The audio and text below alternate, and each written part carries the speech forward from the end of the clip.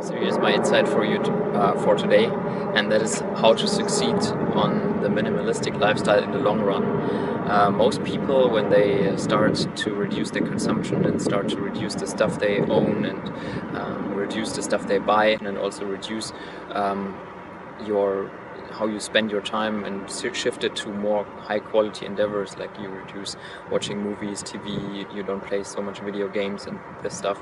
And then this is only the first step. The second step, and this is more important in the long run, is that you succeed only if you replace this mindless consumption where you earn the money and you spend it as much as possible to maximize your pleasure and hedonism. You replace it with a striving to improve yourself, to work on yourself, and to really find your life purpose. And that's very important in my opinion, because otherwise your life will feel empty and you won't have anything to fall back on if you just don't consume anything anymore, or reduce your consumption a lot, and you also then have a lot of free time because you don't have to earn so much money. Then you kind of can fall into like a void, because you have lived this life maybe for a very long time and all your striving and working was dedicated towards like buying the next new thing. You looked for cars and whatever, and things you bought got ever more expensive, and yeah, so if this falls away and you settle with less and you value your free time, then the next question that naturally arises is, what do you fill your time with? And here's where it's very important to develop this long-term strategy and to really embrace that you have to take your life in your own hands now.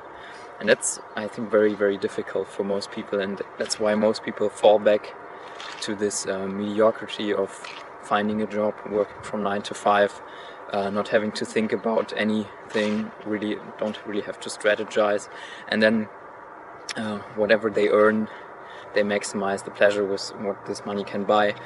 But in the long run, I mean, people are different.